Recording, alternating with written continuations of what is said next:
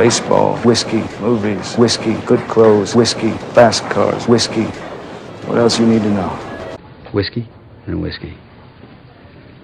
Hello again, Whiskey Whippers and Spirit Sippers. One back again, and today we got another one. Today we're going to be checking out the Benriach 10 Speyside. Give me a hell yeah! I'm not even sure if this is the same one, but I was at my buddy's sports bar forever ago, and I just saw this up there, and I tried it, and it was delicious.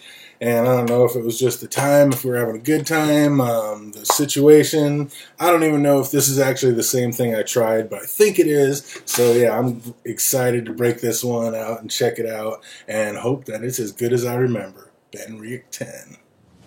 That sounds good. Benriach is a non-peated Speyside, so it's a Speyside, should be a little bit lighter, a little bit sweeter. Benriach is non-chill filtered, it is natural colored, so no added coloring, and its master distiller is our man Billy Walker, the same one that came up with that beautiful juice, the GlenDronach 18, and some of the other great GlenDronachs. So he was the master distiller at GlenDronach, now he's at Benriach, and I am super excited to taste this dram. Decent little pop. Let's get that pour.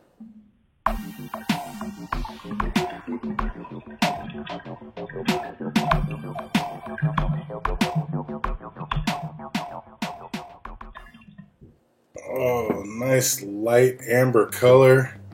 We love it when they don't add any of that caramel color. Just give me the natural. Let me see what it really is. I think that's a beautiful light little amber color. Yeah, it's light, but it's real. Smells sweet, but you know how we do it. 10 years old, so we're going to let it rest in the glass for 10 minutes, and we'll be right back at it. Don't go anywhere. Alright, 10 minutes is up, and it is time to get into this glass. Man, it's a really, really light smell on this one. A little bit of floral, a little bit of honey, a little bit of lemon. A little more lemon zest, though. A little more bitterness and lemon zest than the honey. There's a tartness to this one. It's like almost a tart bitterness on this one. That's interesting. Let's see how it tastes. Cheers. Wow. Zero burn. I noticed like literally right when it went over the lips, there's just a nice oily mouthfeel. It sounds so weird to say, but it just coated your entire mouth and just like a nice oil viscousness. And then it went down and then just zero burn, and the Kentucky hug coming back up is almost non-existent. Oh, it smells really good though. There's like a little mustiness and a funk on it. Like that bitter zest, and there's like a little bit of a malt funk on this one. It's a nice little it's a nice little mixture for being only 10 years old. It's like, it's soft and it's light, but it has some complexity. Like I said, there's a little bit of bitterness on there.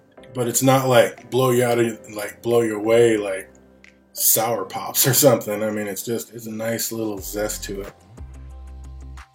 Yeah, that's nice. Let's put a little water on it and see how it fares. It almost leans a little bit like towards the Mortlach 15. It almost has a little nod in that direction. But yeah, that's just that maltiness, that little kind of bitter malty funk on there.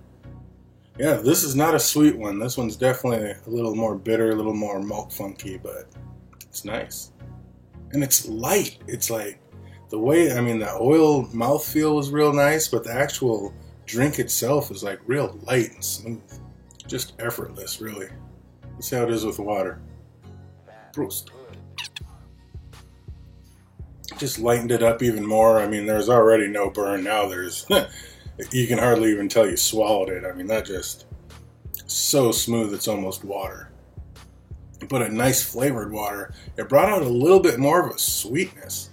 I don't want to say perfumey because that's not a good taste, but almost like it's almost like a sweet perfume without that bitter, it's a pleasant taste. Like taste and perfume would not be pleasant.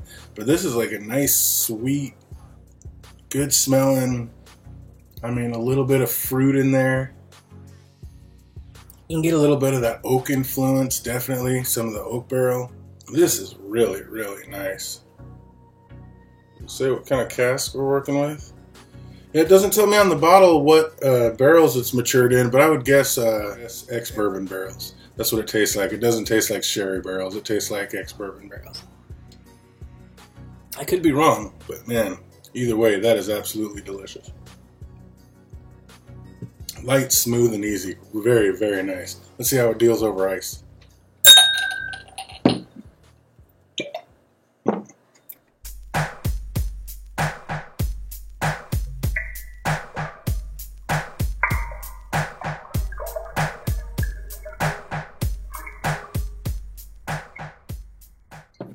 This one's a little light. I'm not sure how it's great this one's going to be over ice, but only one way to find out.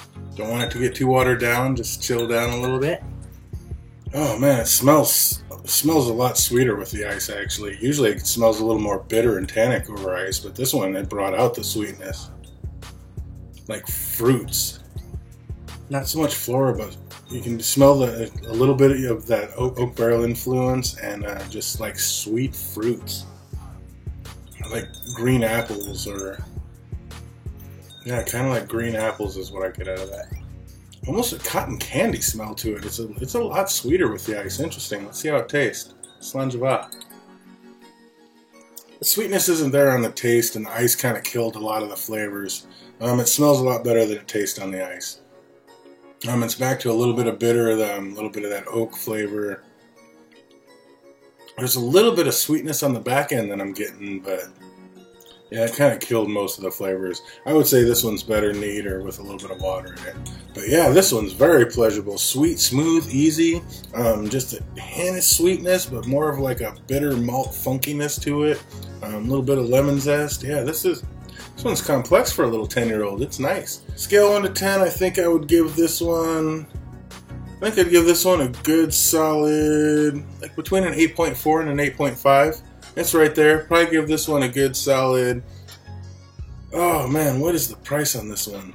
I believe I got the Ben Riach. I believe I got this one for $64.99, so $65. And it is 43% ABV, so you already know, 86 proof. And yeah, I think it's I think with the price and everything, it's a little bit pricey, but it's pretty good. I'm going to give this one a good solid 8.4. 8.4, 1 approved, definitely worth it, and yeah, it's delicious. Looking forward to getting to know this jam a little bit better. So that's going to do it for this one. I hope you guys have an absolutely fantastic rest of the week, and until we see you next time, cheers.